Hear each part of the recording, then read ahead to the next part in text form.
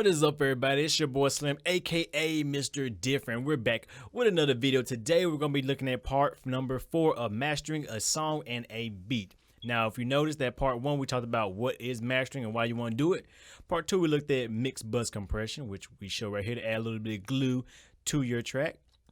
In part number 3 we looked at mastering EQs and how to use mastering EQs and normal EQs to kind of sweeten and enhance your beats and and your songs, to kind of just give it a little bit more what you want up in it. Have a little flavor, if you want to say. And now today we are going to look at multi-band compression. Now, what is multi-band compression? Basically, multi-band compression is like a must have tool for most master engineers because it allows them to compress each individual frequency band and pretty much essentially use it as like another EQ. So you kind of compress everything, give it a little bit more tightness, tighten the low end, fix the highs, make sure it's not too harsh. And then you can pretty much adjust the volume of each individual band, which essentially lets you kind of adjust the levels of everything. So you kind of, once again, like the EQ, you're kind of mixing it. Like it's kind of like, when you're using the mid-side chain, the mid-side feature in the EQ. So multi-band compression, just another way of allow you to, have more flexibility with the 2-track that you send a mastering engineer, or like I say, if you're trying to master your own tracks, it gives you more flexibility to master the whole entire mix if you don't have the track outs or anything like that. So let's get into it. So we're gonna find a spot in the beat where we got a lot of energy going on, which would be right up in here.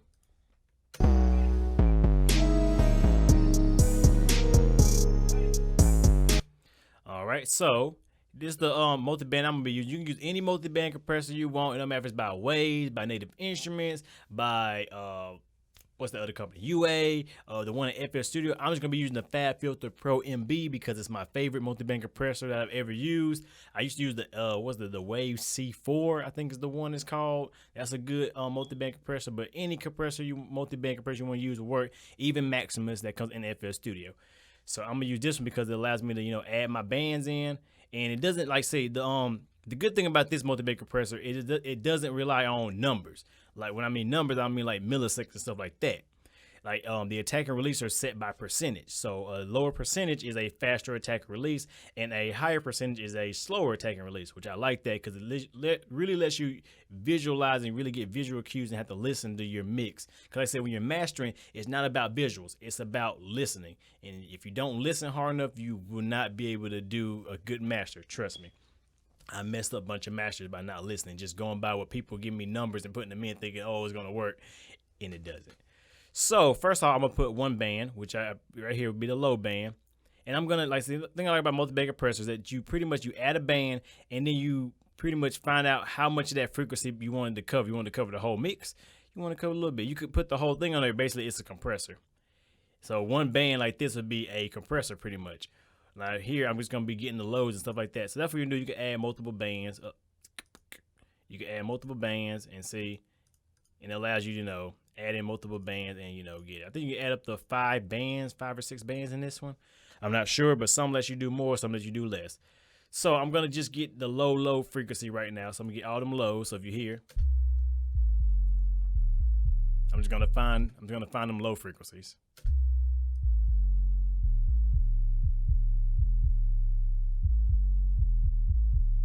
So that's one. Then I'm gonna get the mid lows, like the low mids.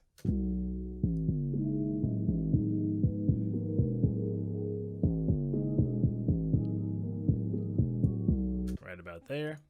Get the high mids.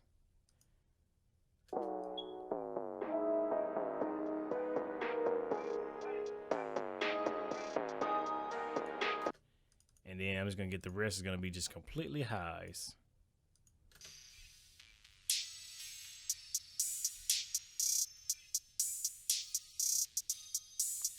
There you go, my 4 bands. So now we're gonna work with each individual band. So I'm gonna go to my first band, solo it, be the lows. I'm gonna set a ratio of 2 to 1 because like I said, we want gentle compression. I want a soft knee because I don't want it like really harsh. So I'm gonna set about a 40 knee. So let's say make it just kind of soft. Make it like a very gentle kind of curve. We don't want a really harsh compression curve. Excuse me. Now the range is basically how much compression you want to limit your track. So if you said the -6 it'll only do up to -6 dB of gain reduction. We don't want that high. We want -3. Now, as I say, if you're using it as a compressor, you can do more or you can do less. It just depends. Especially if you're doing like vocals, something like that. You can actually compress, the highs different from the lows and stuff like that nature. But like I said, since we're doing mastering, we want -3 as a range. And now I'm just going to play with the attack and the release. So I'm going to make sure I get some compression going in. Okay. And then, like I said, I'm trying to, one thing about multiband compression going to be the same as like when we did with the mixed bus compression.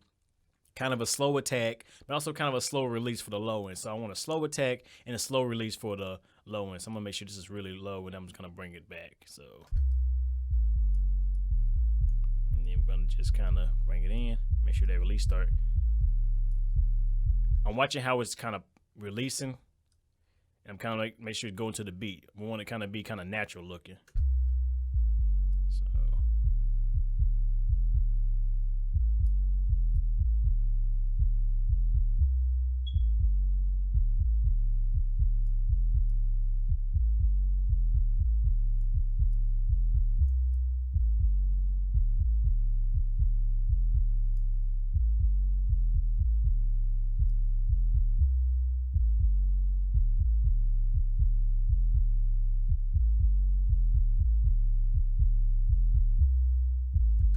Okay, that looks about good right there. Let's move on.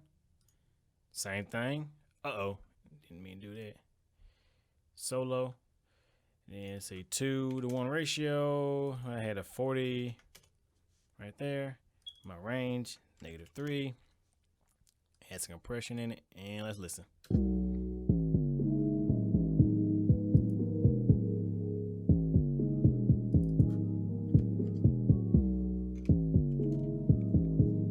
-3, not -0.3.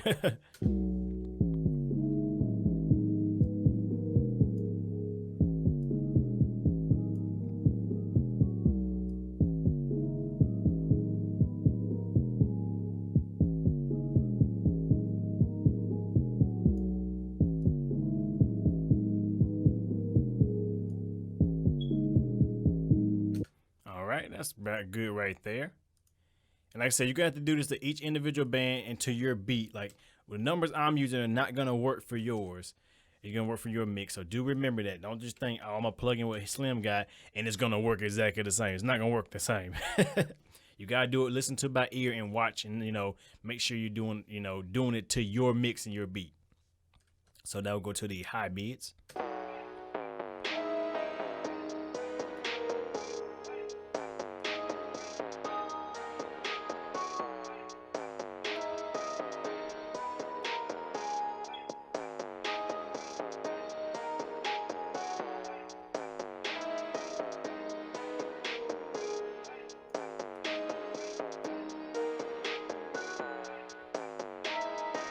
All right, then the highs are probably going to be like really fast.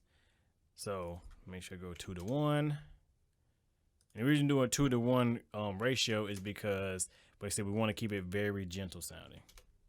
So the highs are going to be like a really fast attack, really fast release probably.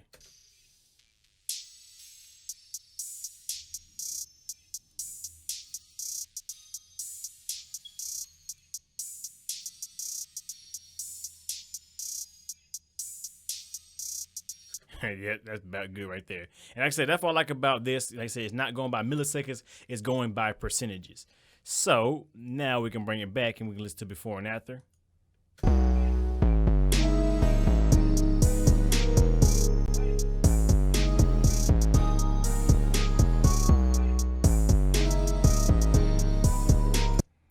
And like I said, it sounds really good. Now we can go back and give that gain reduction back. Since remember, we are compressing everything. Now we can essentially EQ it to our liking. Now we can add some more gain to certain bands to kind of EQ and balance it the way we like. So I'm just gonna go through and balance it. Probably add a little bit of low end, a little bit of low mids, and probably some highs and just a little bit in here to kind of balance it out. So let's listen to it.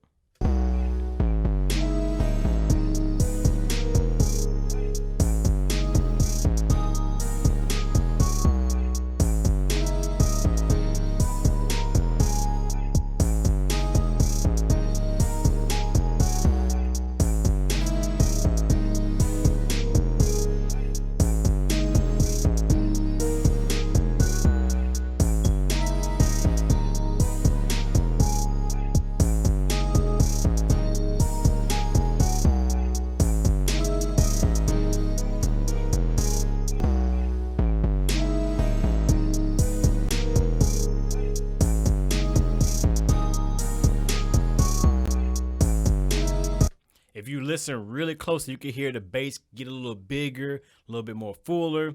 The highs are getting a little bit more cleaner sounding because they're getting compressed now, so they're kind of, you know, smoothing out a little bit. You can hear I'm bringing up the mids just a little bit to give a little bit of that mid frequency, especially if you had some vocals in there. This will really help the vocals come to the front.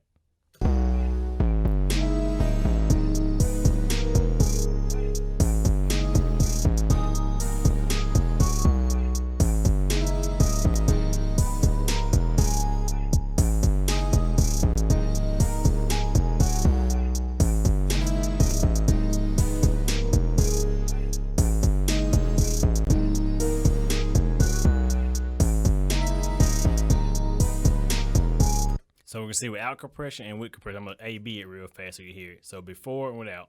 I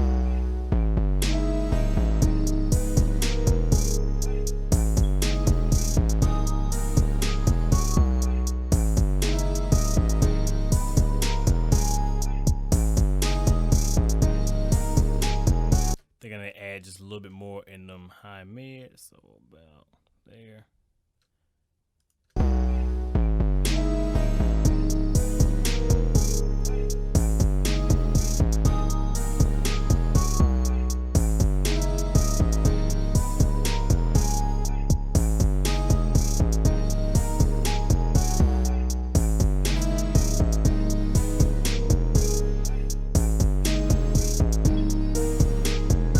Oh yeah, now you just hear it just sounds a little bit more fuller. That's really what it does. Like I said, it's very subtle. Remember, mastering is very subtle. It's not about making stuff dramatically crazy. You do that in your mix. Your mix is where you're gonna have it sounding the way you want to, and mastering is just kind of enhancing a little bit of the overall mix. And I think that, like I said, that's what a lot of people misunderstand when it comes to mastering. They think, oh, in mastering, I'm gonna fix it in mastering. No, you can't fix it in mastering. You fix it in your mix, and then you enhance it in mastering. So with that being said, let's recap. Like I said, multi-band compression, what you really do for it is, you say you compress each individual band. You know, you give them a little bit of compression. Like I said, you got to play with the release and attack. Try to stay within the slow to medium attack until you get to the highs. You can use faster attacks and release. And like I said, then after that, you just go through and you increase the output of each individual band until, you know, it sounds the way you want it to sound, until the frequencies that you want to sound good stand out. Like you want more bass, you want less bass, you want more highs. That's when you start, you know, mixing it that way and get that overall, you know, level and consistency that you actually want in your mix. So like I said, with that being said, remember, you can use any multi-band compressor. Like I said, I'm using the Fab 50 Pro MB, but like I said, Waves, UA, Native Instruments, any other plug-in manufacturer out there, even FL Studio Maximus, you can do this with. You just got to play around with it and really listen to what you're doing. Because I said, if you overdo multi-band compression, that's it. You can destroy it. With multi-band compression, you can overdo it and completely ruin your mix. Trust me, I've done it before. I've seen other people do it. Don't make that mistake. Be very gentle and very mindful. Keep it a nice slow, like a 2-to-1 ratio, and keep it a soft knee or something like that.